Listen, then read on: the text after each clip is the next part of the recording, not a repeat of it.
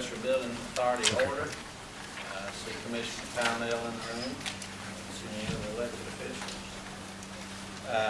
First item of business will be the approval of the minutes of the November 20th meeting and the November 22nd call meeting. Is there a motion to approve as printed? I have a motion by Mayor Debbie. Is there a second? Second by Mr. Underwood. Any discussion? All those in favor? Passes unanimously. We will hold financials until December. There was a mix-up in the transmission of those, and we'll handle those with the regular meeting in January. Reports and updates, Atlanta Film Studio. You should have the report in your backup documentation from the film studio. I believe you even have a full report in the back. Not sure that you can read it. I think this is about a 5 font, but anyways. We continue to have a record high level of interest and holds on the film studio. We did have 2 projects that we had been pursuing that ended up going out of the country. One went to Australia, the other went to Eastern Europe. So those 2 really out of our control, had more to do with the filming outside the studio, the site filming as opposed to the location in the studio. We do have currently about 6 feature films and about 4 television series that all have many of those starting in January. Probably half of those starting in January. So we're running down to the wire on these. If we're going to end up with one of these that are starting in January, we should know within the next couple of weeks. So all of these are prospects. they are, yes, sir. Yes, sir. If there's any specific questions on it, I'll be glad to address them. Anybody have any other questions about the film studio? All right, corporate hangar update.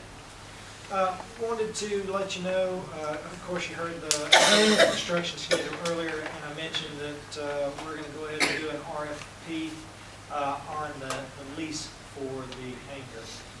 We do have a couple of different entities that expressed interest. We did receive one proposal in writing, as opposed to bringing a single proposal to you. I thought it would be more prudent to go ahead and do the RFP and allow anyone else who's out there who may not be aware of the facility to get a proposal in. So looking to get these proposals in January. The original schedule for completion of the hangar was the end of March. As you heard earlier, they're about 2 weeks behind schedule, so potentially in the middle of April is the time frame. So if we get proposals in January, approve an agreement in February, then that gives that entity a couple of months to prepare to move into the facility. So I think the timing there is good. And if anybody's got any questions or anyone has any suggestions on information to include in the RFP, be glad to hear that. Any questions on the corporate hangar? Update on Dallas Industrial Park. We have an agenda item down below that discusses the change order for Southern Associates on the lift station work at the Dallas Industrial Park. And I wanted to go ahead and pass out to you the change order and just discuss briefly here the issue that we're having at the Dallas Industrial Park on the lift station. As you guys are aware, the Dallas Industrial Park was previously developed as a residential subdivision. The sewer lines that are internal to the development were placed in the ground probably 2008 time frame, as well as the outfall of the force main. It's not an outfall, it's a force main.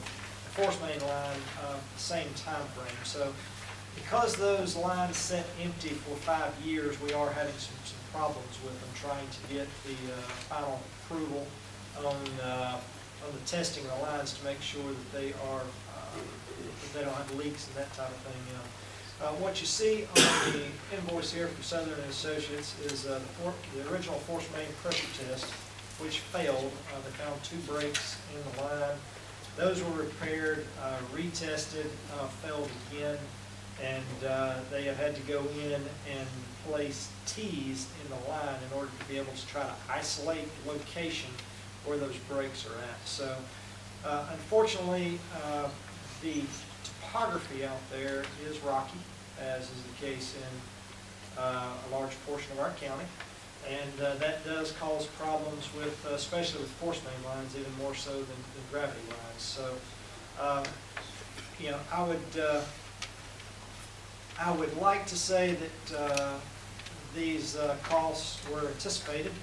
However, that would be stretching the truth a little bit. We did know that we had to retest these lines and make sure they were all in working order, but did not anticipate the number of issues that we'd run into with the lines. So ultimately, we've got to repair them. The sewer does not function unless the lines are intact, and the lift station will not function unless the force main is intact. So we do have to do these repairs and get the force main to pass the pressure test. This change order, which you'll vote on down below, is for an amount of $24,077.23. Anybody have any opposition to moving that agenda item and passing the motion on that? Is there a motion to? Could I ask a question for you? Does this clear everything? I mean, is it operational now? It is not operational now. Some of this work has already been done, some of it has not, because this is outside the scope of our contract with them. They started doing this work, however, they understandably didn't want to get too far out ahead of the contract without being approved. So some of this has been done and some of it has not. So this is an estimation as to what it's going to take to get the force main and the gravity lines to pass. I cannot guarantee you that this will take care of all the problems. This is what the consultant has suggested. We've had 2 other consultants review it to ensure that the costs are in line and that the plan is appropriate. Everyone has kind of given me the head nod, and yeah, this is what they would do if it was their project. So this is what I'm recommending that we move forward with. Is there a motion on the recommendation? I'll make a motion. I have a motion by Mayor Debbie and a second by Mr. Underwood to approve the change order. Is there any discussion? All those in favor say aye. Aye. Passes unanimously. Paulding Commerce Park. I just wanted to let you know that we have had a couple of new prospects show some interest in the Paulding Commerce Park, and Jamie's here. He'll talk about some of those in just a moment. If you haven't been through the Paulding Commerce Park since Interroll was completed, I would urge you to drive through there. The park is absolutely fantastic. It shows incredibly well. So the folks that we've had, the prospects that we've had that have come in and looked at the park have really been impressed with the aesthetics of the park. You normally don't hear people talking about aesthetics associated with an industrial park, but this industrial park looks fantastic. So we are trying to finish up with some designs. Mayor Austin had agreed to take a look at those for us, so should be getting those over to him in the next couple of weeks. And we'll get the entrance and all installed and up to snuff prior to the grand opening for the Interroll facility. All right, any questions on the Commerce Park? Report from the West Georgia Joint Development Authority, Mr. Shipp. Well, Georgia Development Authority's quiet for the holidays, nothing new to report since last month, and next meeting's in January. Chamber report, Ms. Wright. Well, we're finishing up the year. January 23rd, we will host our 53rd annual celebration and awards dinner.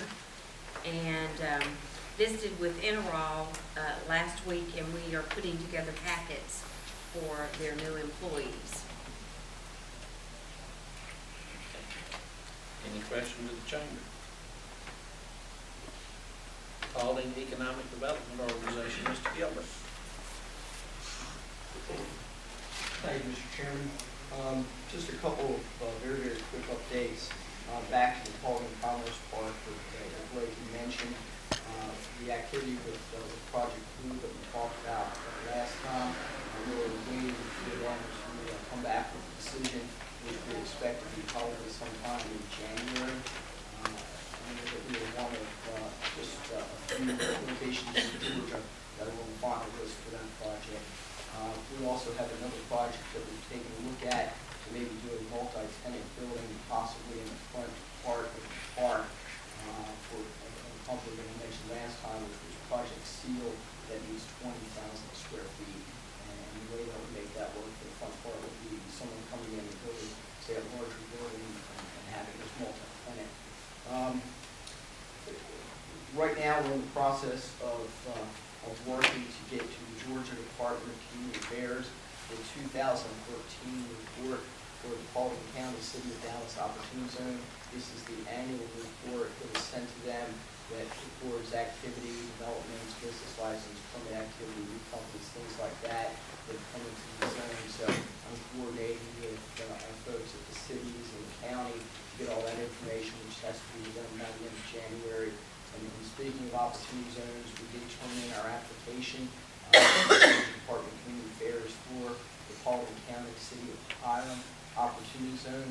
Unfortunately, we've been notified that DCA has put all opportunity zone approvals on hold pending further notice, which we expect to be first or second quarter of 2014.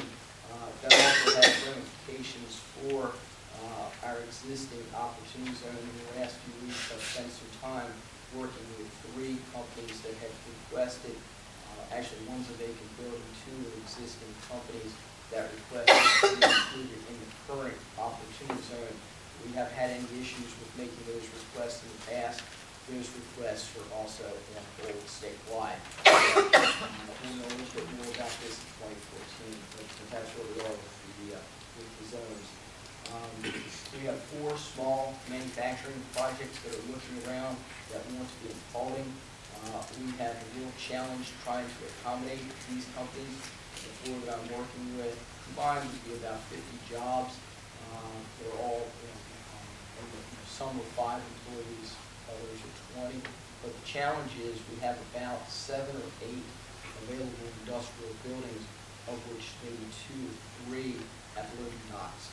So the problem is we don't have the large inventory of buildings to show them, and what we do have does not have the loading docks, which is what these companies require. So it's making it really challenging. It's a little frustrating to have companies that want to come into Paulding, but we don't have the building product to offer them. So in some cases, we're looking at trying to get new construction going with some of the developers we have here. Working with the Georgia Department of Community Affairs to get a sewer grant that we talked about last time for the existing industry expansion. The grant would pay for the entire sewer line that would go to this company's facility.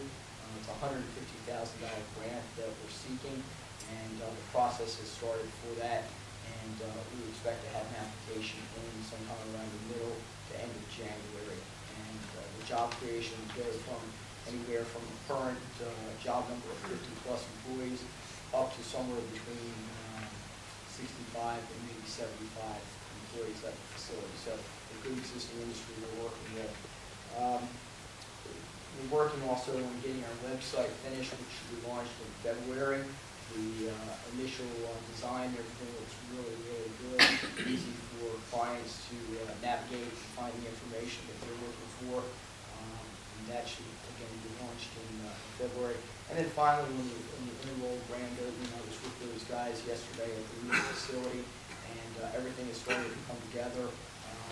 The invite list is being put together for save the date. This is going to be a fantastic grand opening for them, and so we'll be getting information on that fairly soon. So if there's any questions, When does Interroll start operation? I was over there, like I said, yesterday. They're already starting to manufacture. They have, I would guess right now in the facility, maybe 15 to 20 employees, would be my guess. And now they're starting to really hire and look to hire for the production jobs. So that process is beginning. But they have some stations set up, and they've already started manufacturing a few conveyors. So it's moving along. They expect to be fully operational and running with what they want sometime in February, certainly prior to the opening in March. And the showroom already has a conveyor system set up and finishing up. Anybody have any other questions, Jane? Thank you. Thank you. Move to approvals. Item A is the documents associated with the proposed Civil War, Civil War trail marker in the rear parking lot of the Paulding Chamber. This is property that the IBA owns the parking areas around the Chamber building. The Chamber owns the structure itself. And this is part of a long-term contract between DOT and the Civil War Trails Association.